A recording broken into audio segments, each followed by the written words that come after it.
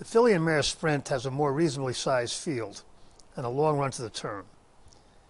There's also a lot of early speed, which should string out the field, and the whole stretch is in use, so ground loss should be less of an issue. Bell's the One got better at 3, and again this year. She could bounce off that last top, but her pattern is firming up as she gets older and better, and she's had good rest. There's a good chance she won't bounce this time. Come Dancing shows a history of going back at least 3 points every time she runs a negative number, and she ran one last time out. She also has to show she can run well outside New York. Gammon ran 2 enormous races around one turn over the summer before backing up in the Oaks, though even that try earned a pretty good figure. If Gammon runs one of her good ones, she's gone. But we feel to once again point out how Baffert's runners have done in these races, and how this one runs will give us some insight into how we handle Baffert's other starters later.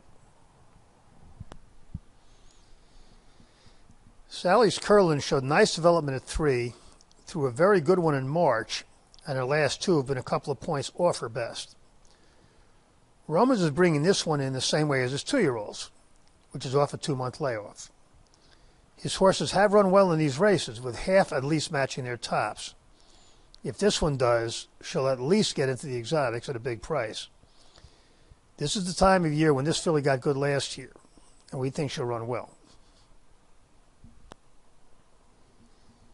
Serengeti Empress has run her best 3 times. In the first 2 times, it set her back. It took 7 months after the first one before she could come back to that level, and then another 6 months until she was able to do it again last time out.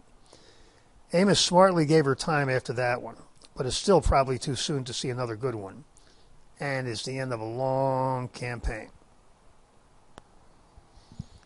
Speech shows a very healthy developmental pattern that led to a big new top in July, after which, not surprisingly, she bounced. She's had 2 months since the bounce and 4 since the top, and there's a good chance she's ready to get back to it. Venetian Harbor ran very fast as a 2-year-old, but hasn't gotten any better since, and we don't like that her last was slightly worse than her earlier efforts. It is no sure thing that the 2 favorites in the filly and mare sprint will run their races, especially since there might be a real speed duel, and we're not going to use Serengeti Empress at all. Instead, we're looking for those going the right way and ready for a good one, even if they're not the fastest.